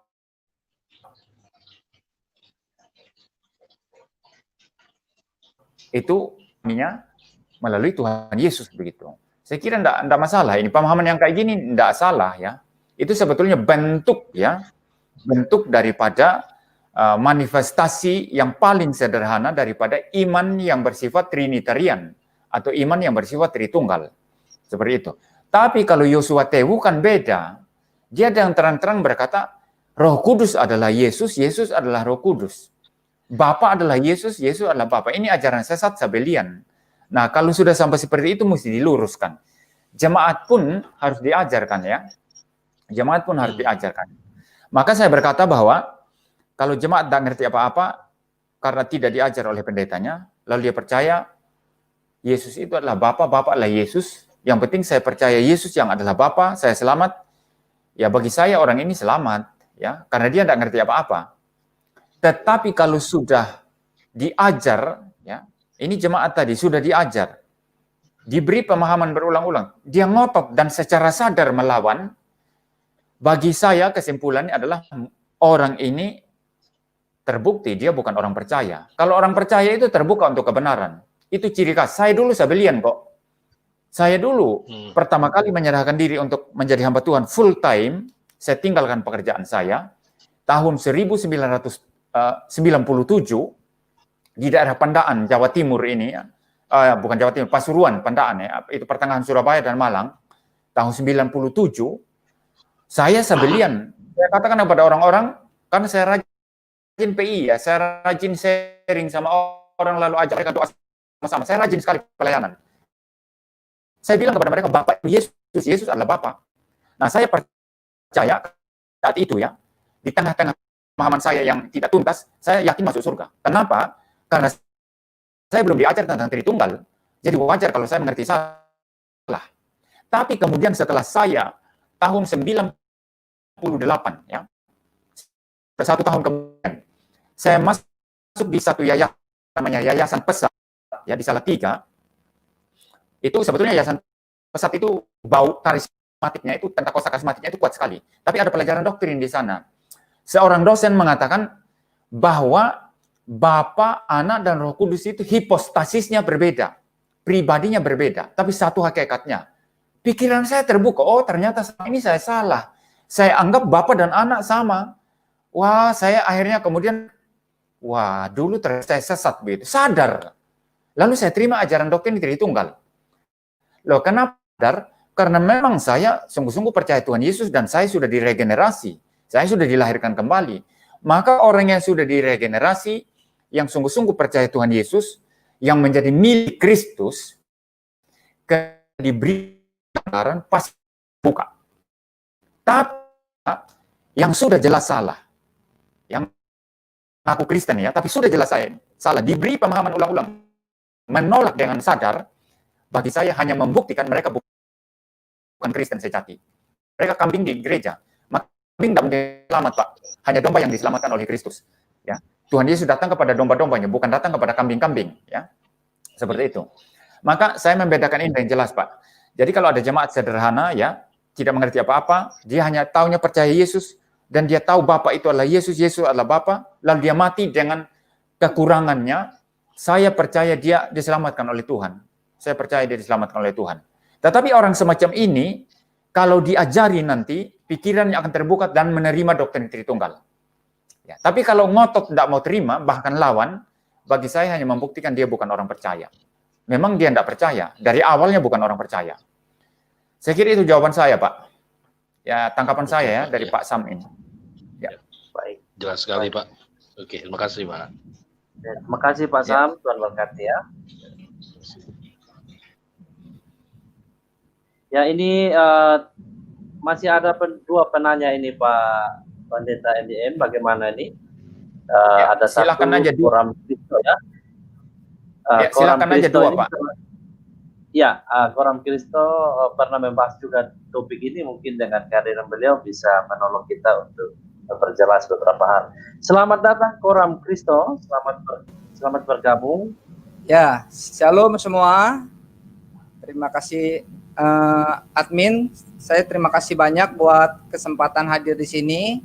Juga ini suatu kehormatan saya bisa berinteraksi dengan Pak Muriwali ya, salah seorang yang cukup saya kagumi lah dalam hal doktrin Trinitas.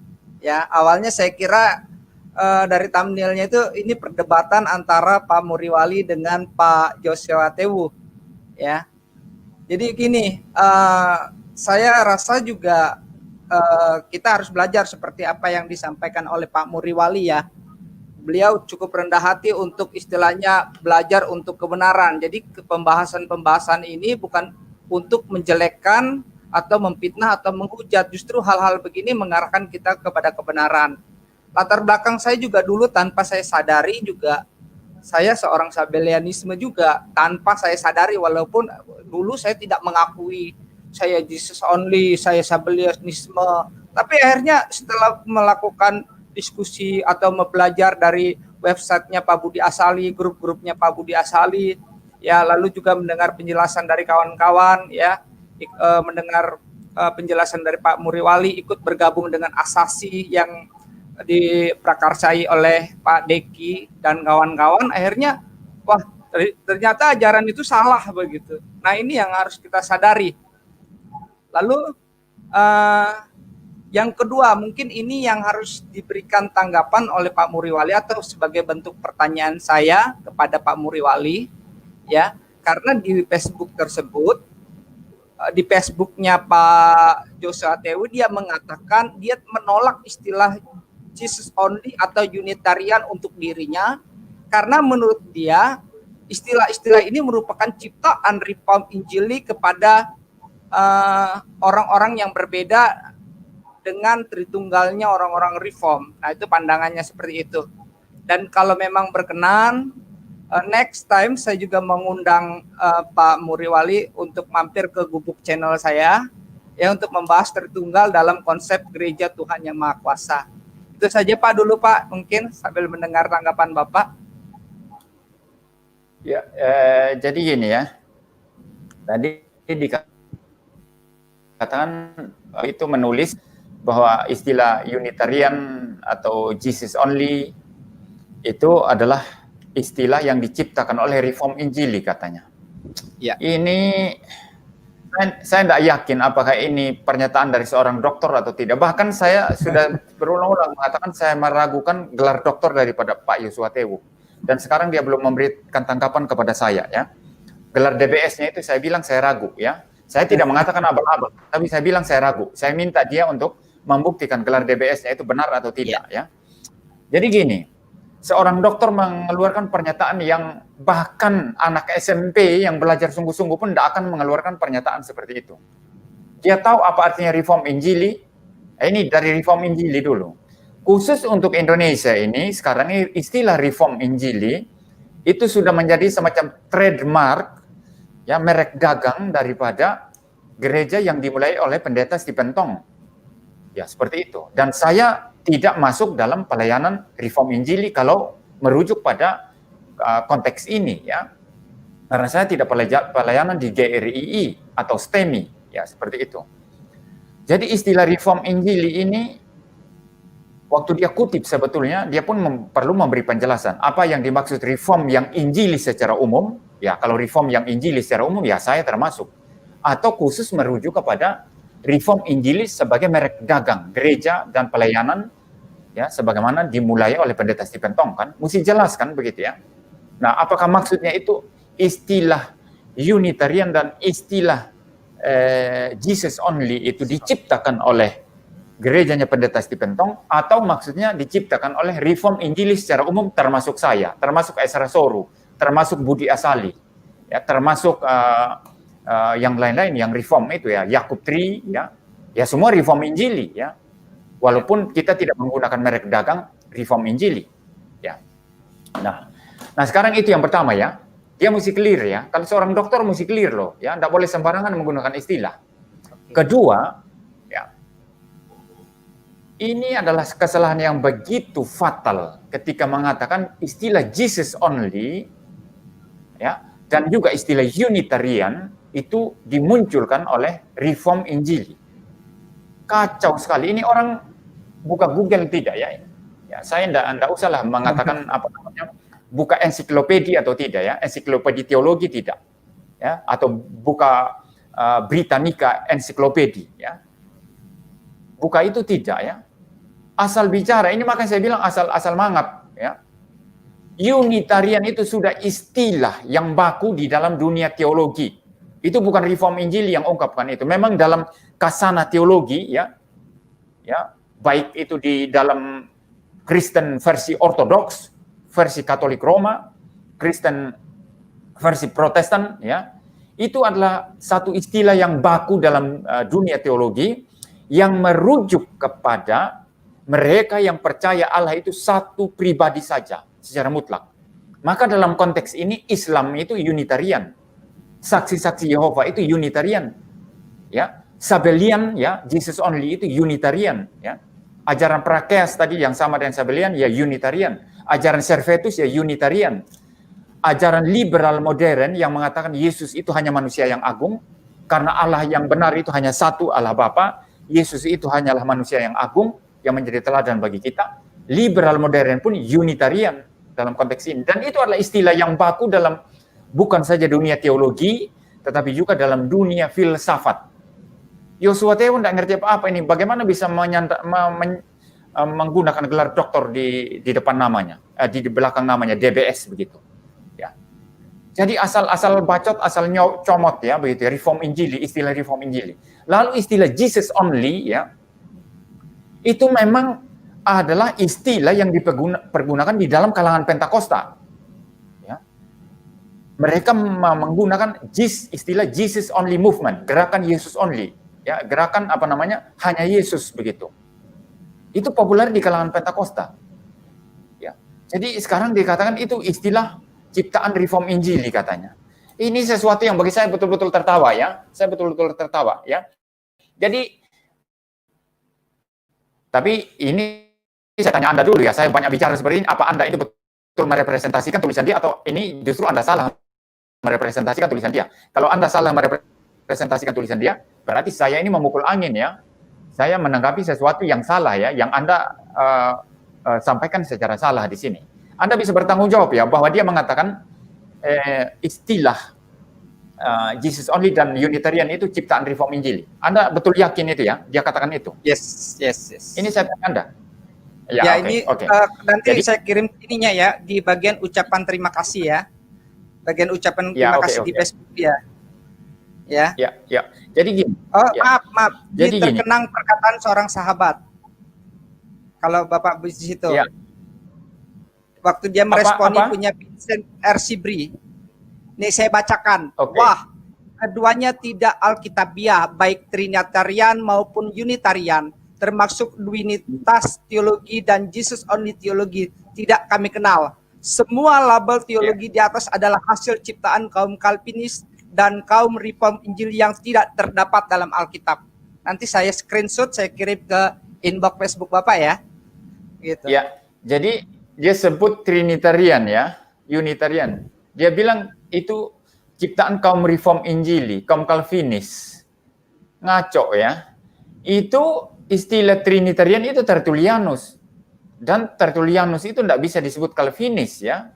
Walaupun mungkin sebagian doktrinnya itu bernuansa Calvinis, bisa jadi ya, tetapi tidak bisa disebut Calvinis ya. Kalau mau sebut Calvinis lebih awal ya lebih tepatnya Agustinus ya, seperti itu. Tapi sebetulnya tetap salah ya mengatakan demikian ya, karena istilah Trinitarian, Unitarian itu ada istilah yang baku di dunia teologi yang sudah diterima di dalam sejarah gereja.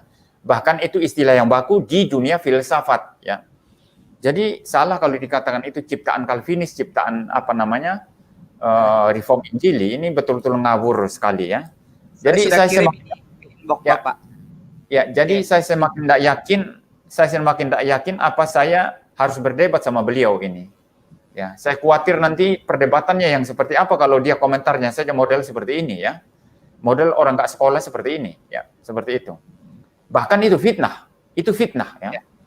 Dan sebetulnya kalau saudara mendengarkan penjelasan daripada Dr. Deki, dia lebih keras dari saya. Dia menggunakan kata-kata keras ya, dan saya kira dia punya alasan menggunakan kata-kata keras terhadap Pak Yosua Tewu. Kalau saya masih sopan, saya panggil dia Pak Yosua Tewu, Pendeta Yosua Tewu ya. Kadang saya katakan Yosua Tewu, enggak apa-apa. Dia bilang saya Muriwali juga enggak masalah kok ya. Enggak perlu harus panggil saya Pak ya. Saya panggil Muriwali enggak masalah ya. Tapi paling tidak saya masih sopan menanggapi dia ya.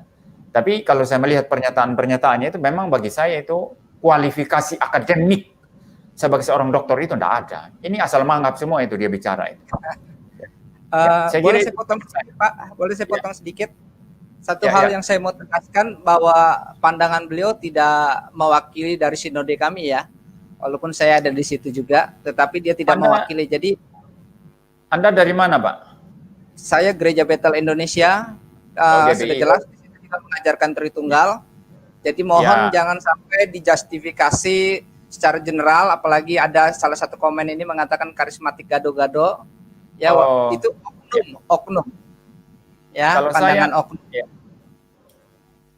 Ya, kalau saya tidak seperti itu. Saya selalu sebut oknum atau pendeta tertentu atau aliran saja kalau saya. Kalau saya tidak bisa mengatakan Pentakosta atau karismatik secara umum. Bahkan ketika saya menjelaskan Jesus only saja tadi, saya bahkan berani mengatakan ini sesuai pengetahuan saya ya. Bisa jadi saya salah.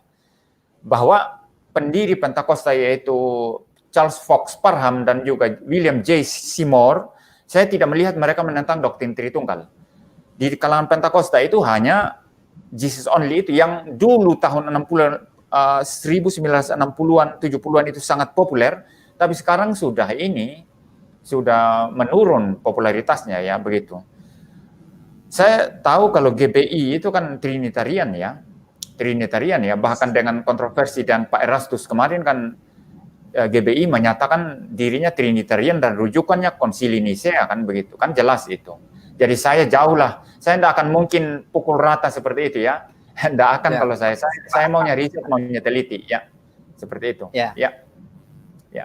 Oke, terima kasih Pak, terima kasih admin, Tuhan memberkati kita semua. Ya, terima kasih Pak Koram Kristo.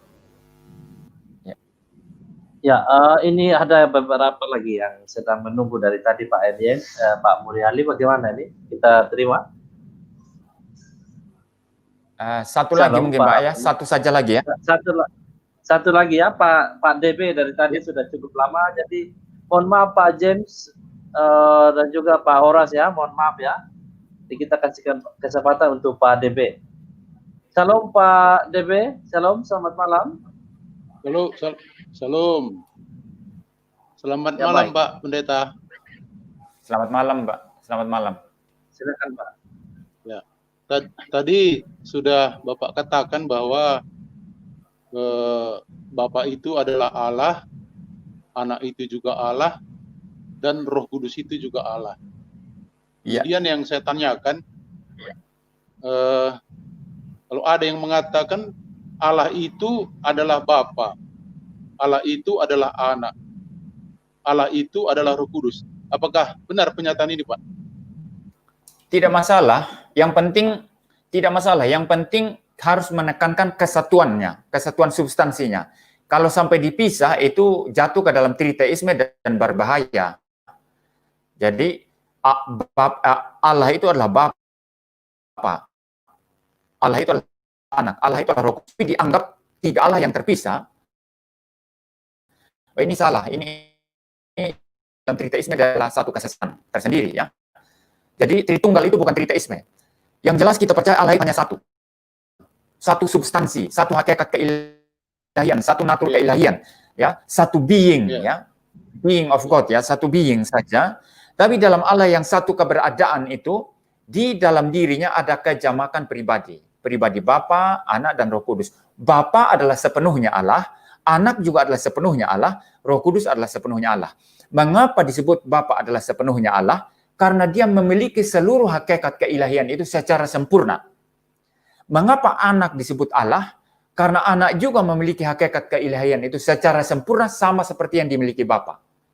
Identik dengan Roh Kudus juga adalah Allah.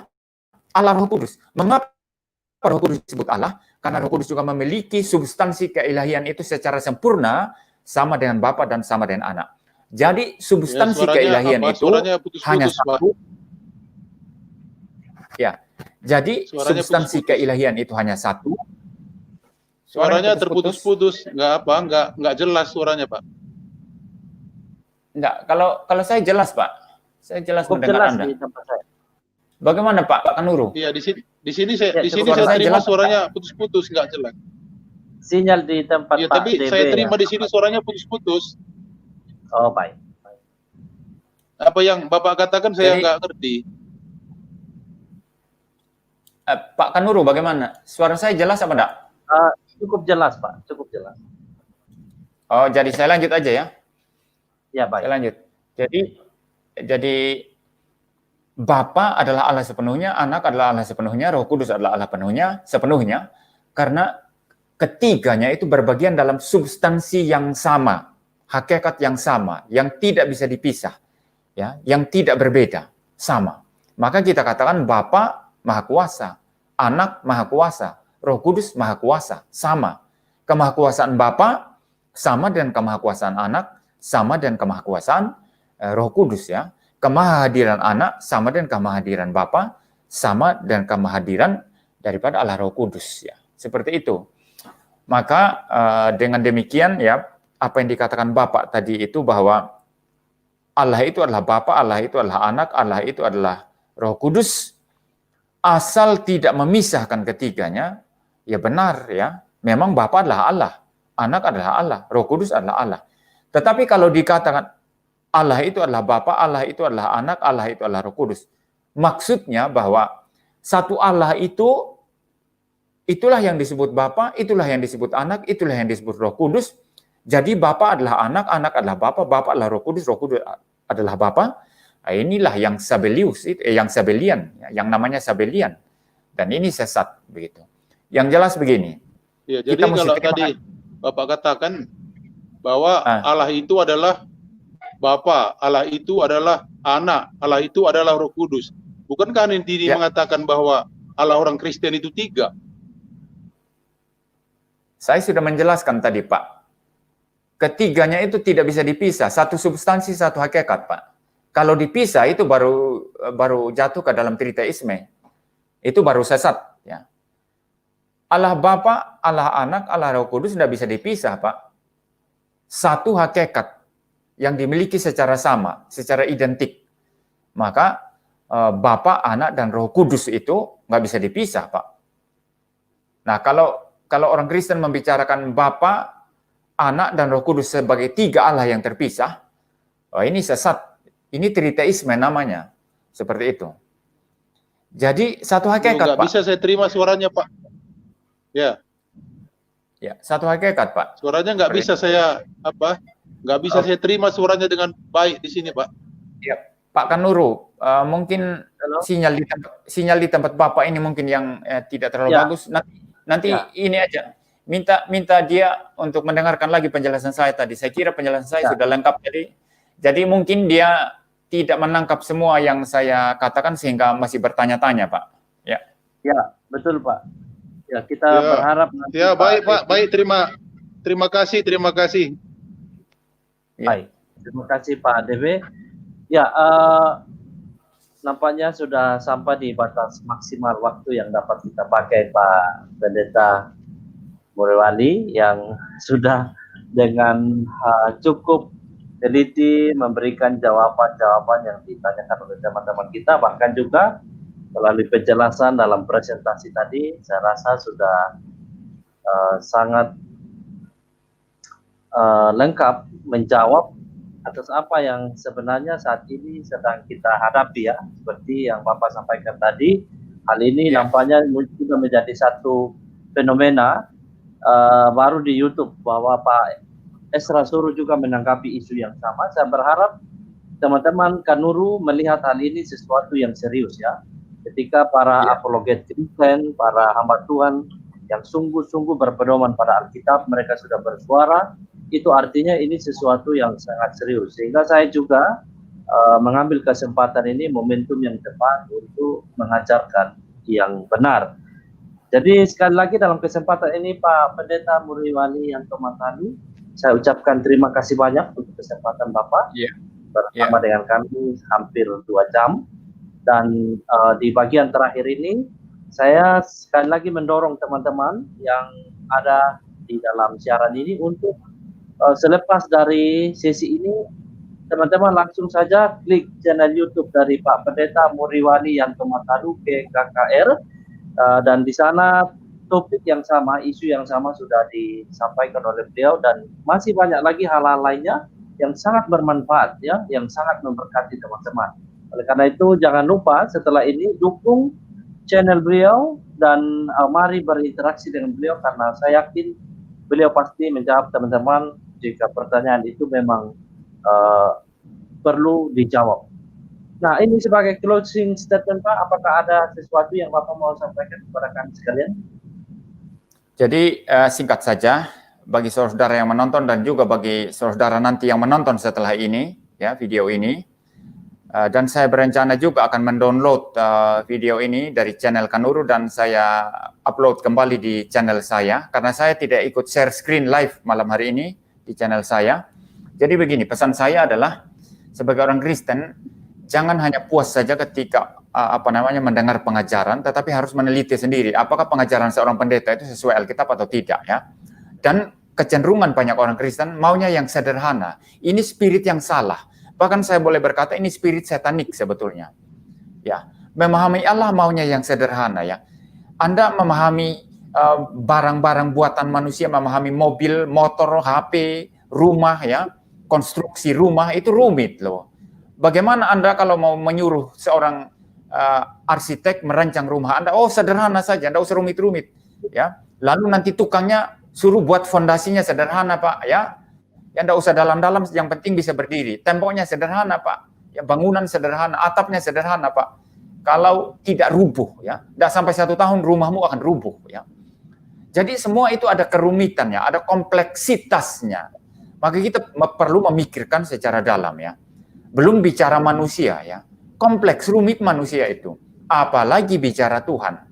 Maka kalau mau bicara tentang Tuhan, mengenal Tuhan yang benar, belajar Alkitab sungguh-sungguh, teliti Alkitab, belajar pada orang-orang yang sudah sungguh-sungguh belajar, ya. Jangan sembarang mendengarkan pendeta yang tidak belajar tapi asal bicara, ya, seperti itu. Dan akhirnya menyesatkan iman orang Kristen dan menganggap Allah itu sederhana, ya. Yesus itu Bapa, Bapa itu Yesus, Roh Kudus itu Yesus, Yesus adalah Roh Kudus dan lain sebagainya. Maunya yang sederhana, tapi sesat, saudara. Jadi mari kita belajar, ya. Kalau Anda masih minum susu, ya silakan minum susu. Nanti kalau sudah agak lebih besar, Anda mesti mulai makan makanan keras, ya. Nggak boleh susu terus, menceret nanti Anda. Iman Anda nanti menjadi iman yang lemah karena menceret terus minum susu, ya. Jadi kalau sudah mulai beranjak dewasa, mesti makan makanan keras, ya. Dengarkan para pendeta yang sungguh belajar, ya, baik-baik, lalu mereka mengajar dengan baik, ya. Saya kira itu pesan saya, Pak. Baik, terima kasih Pak Pendeta, dan juga pada kesempatan yang sama saya ucapkan terima kasih kepada sahabat sekalian yang sudah bergabung bersama dengan kami, baik lewat diskusi langsung dengan Pak Pendeta MIN, dan juga yang sudah memberikan komentar-komentar di live chat room. Dan saya berharap di kesempatan yang lainnya kita bisa bertemu, tentunya dengan para apologet Kristen lainnya, dengan pemahaman-pemahaman mereka yang akan memperkaya hasanah berpikir kita. Ya, demikian siaran ini. Sekali lagi saya ucapkan terima kasih. Tuhan Yesus memberkati. Shalom.